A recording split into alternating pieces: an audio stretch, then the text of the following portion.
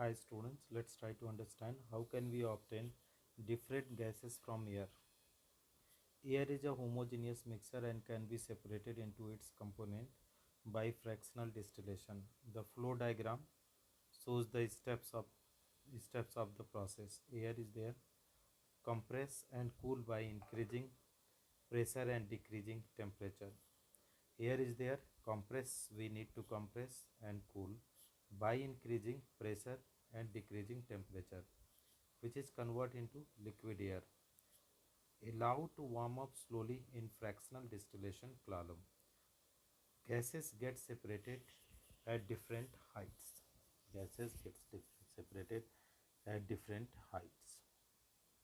What they are saying is, student, compress the gas and cool by increasing the pressure and decreasing the temperature. Allow to warm up slowly in fractional distillation column. Gases get separated at different height, like boiling points, oxygen minus 183. So this is what they are.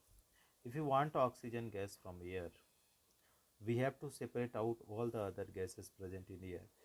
The air is compressed by increasing the pressure and is then cooled by decreasing the temperature to get liquid.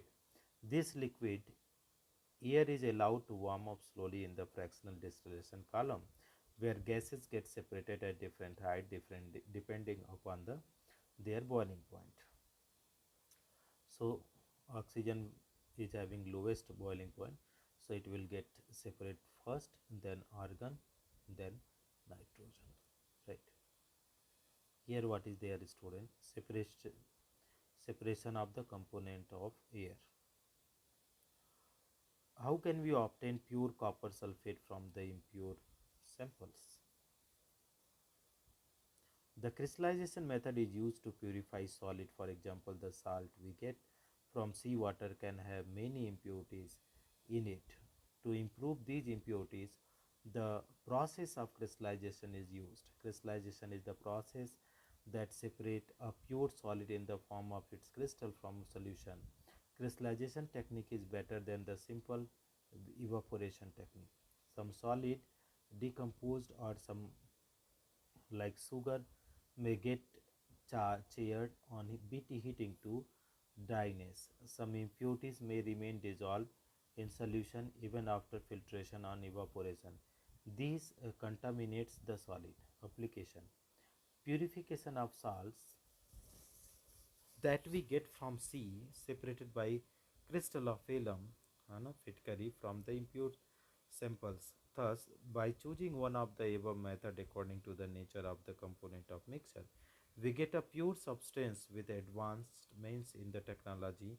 Many more methods of the separation technique have been advised. In cities, drinking water is supplied from water works. A flow diagram of typical water works is shown in figure 2.13. From this figure, write down the processes involved to get the supply of drinking water to your home from the water work and discuss in your class. They differ in order and inflammability. We know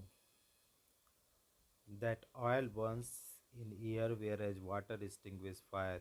It is this chemical property of oil that makes it different from water burning in chemical change. During this process, one substance reacts with another to undergo change in chemical composition. Chemical change brings change in the chemical properties of matter and we get new substance. A chemical change is also called chemical reaction. During burning of candle, both physical and chemical change takes place. Can you distinguish this? Physical and chemical change. In this previous chapter, we have learned about a few physical properties of matter. The properties that can be observed and is specified like color, hardness, rigidity, fluidity, density, melting point, boiling point, etc.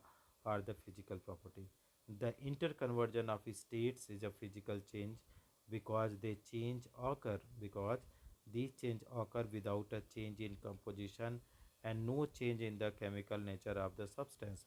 Although ice, water and water vapor all look different and display different physical properties, they are chemically the same. Both water and cooking oil are liquid. but their chemical characteristics are different.